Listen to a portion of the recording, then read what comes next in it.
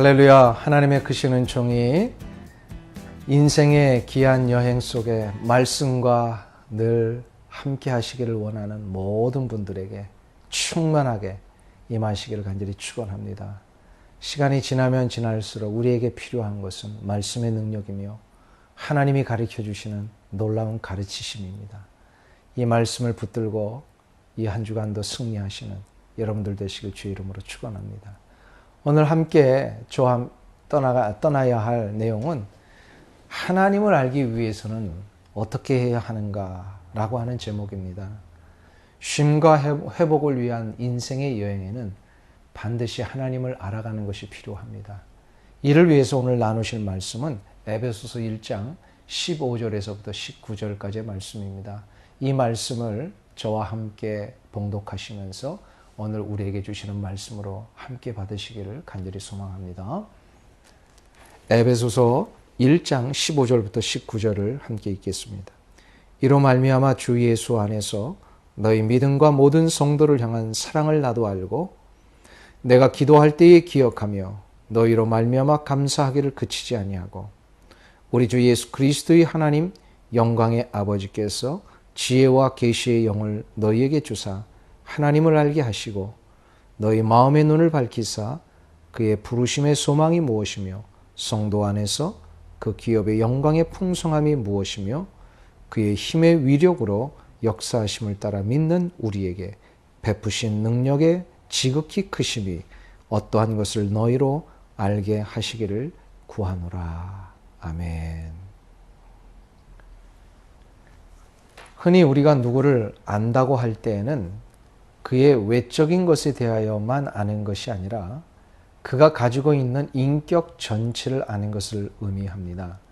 인격 전체를 안다는 것은 그와 오랜 시간을 두고 사귀며 교제하는 가운데 그의 성격과 기질과 특성까지 두루 알게 되는 것을 말합니다.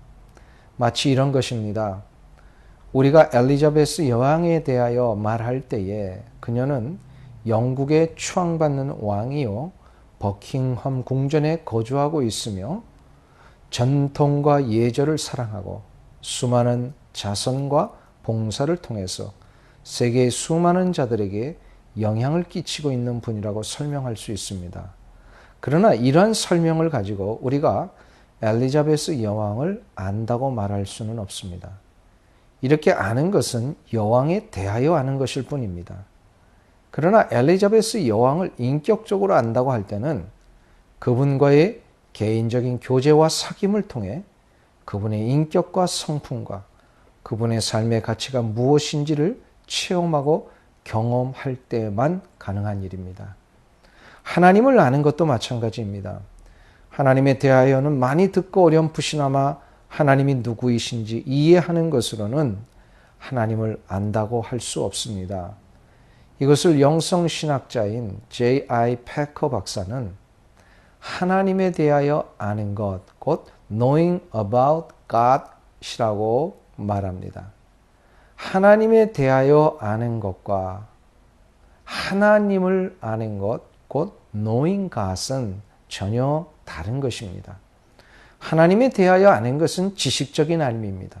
하나님이 누구이신지, 하나님의 이름은 어떤 의미를 가지고 있는지, 구약에서 하나님은 어떤 역사를 이루셨는지 그 객관적인 정보를 아는 일에만 관심을 갖는 것을 말합니다.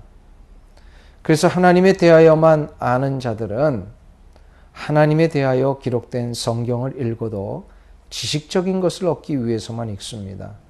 성경을 하나의 좋은 교훈 정도로 여깁니다. 그래서인지 간혹 신학교 교수들 가운데 하나님을 살아계신 우리의 창조주 하나님이라고 믿지 않는 자들도 있습니다.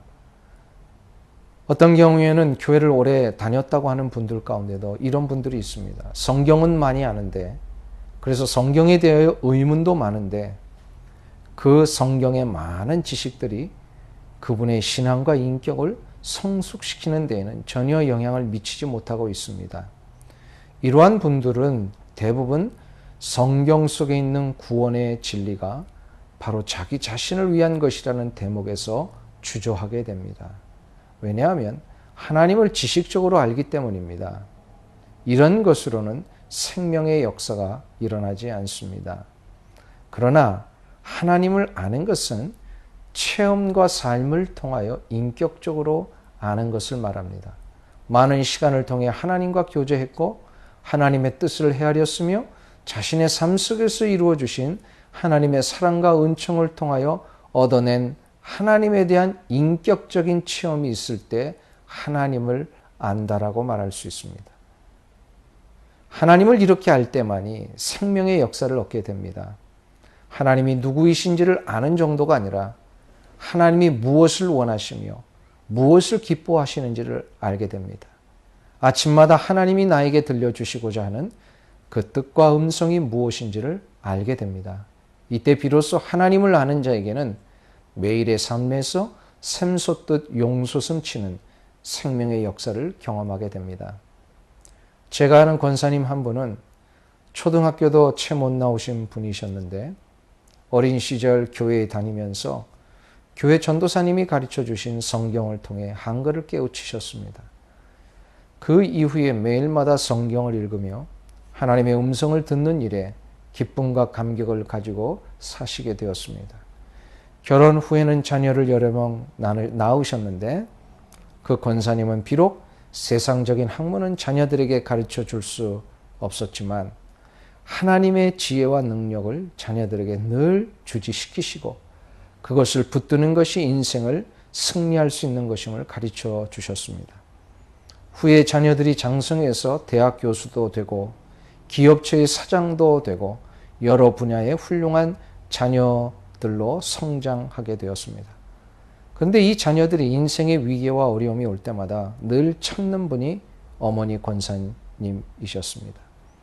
대학도 나오고 세상에 박사까지 받은 자녀들이 왜 초등학교도 못 나오신 어머니의 조언을 듣기 위해 찾아오는 것일까요? 자신들로서는 도저히 따라갈 수 없는 어머니의 지혜가 있으셨기 때문입니다. 그 권사님에게는 어떻게 그런 지혜가 나올 수 있었던 것일까요? 바로 말씀입니다. 말씀을 통해 하나님과 교제하고 하나님이 부어주시는 놀라운 생명의 역사를 경험하니까 세상의 학문과 권세가 도저히 따라올 수 없는 지혜를 소유할 수 있었던 것이기 때문입니다. 하나님을 아는 자는 이런 능력이 시작이 됩니다. 그러면 어떻게 해야 하나님을 인격적으로 만나 체험하고 경험할 수 있는 것일까요? 사도 바울은 에베소 교회 성도들에게 보내는 편지에서 하나님을 인격적으로 만나 그분과 사귀며 교제하며 하나님을 아는 지식에 이르기 위해서는 한 가지가 필요하다고 말씀합니다. 바로 17절이 그것을 가르쳐 줍니다. 우리 주 예수 그리스도의 하나님 영광의 아버지께서 지혜와 계시의 정신을 너희에게 주사 하나님을 알게 하시고.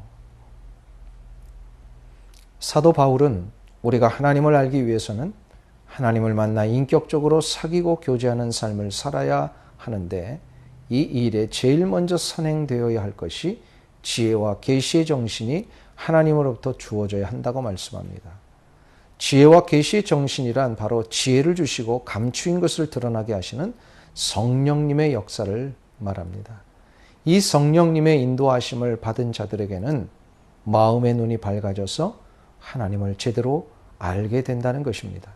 여기서 우리는 성령 세례와 성령 충만을 구별해야 합니다. 성령 세례란 바로 성령님의 인치심이라고 지난번에 말씀했습니다. 성령님의 역할은 바로 하나님께서 2000년 전에 예수 그리스도를 통하여 이루신 구원의 역사를 지금 나의 것이 되게 하시는 것을 말합니다.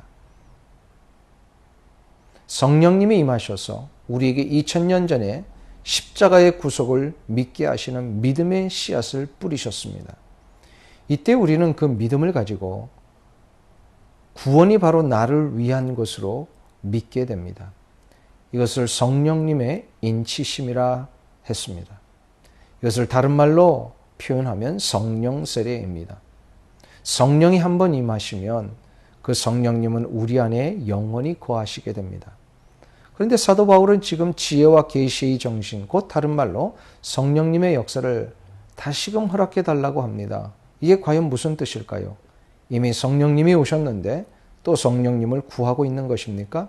그렇지 않습니다. 이것은 다른 성령을 구하는 것이 아니라 이미 우리 안에 오신 성령님의 역사가 우리의 마음과 생각을 강력하게 붙드셔서 우리로 하여금 하나님을 더욱더 알아갈 수 있는 깨달음의 은혜를 허락해 달라는 것입니다. 이것이 바로 성령 충만입니다.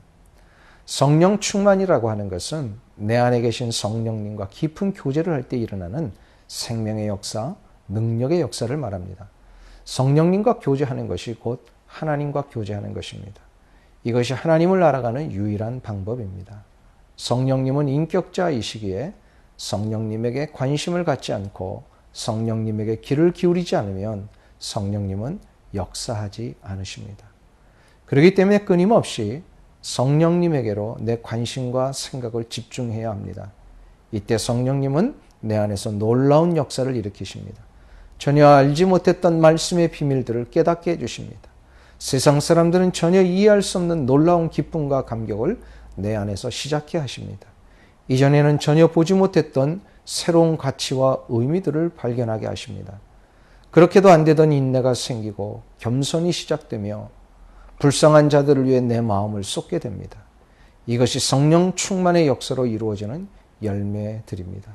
이 성령의 충만함을 통해 하나님을 더욱더 깊이 알아가는 자에게 주어지는 놀라운 축복들이 있습니다. 그것이 과연 무엇일까? 이것을 다음 주부터 몇 번에 걸쳐서 한번 살펴보도록 하겠습니다.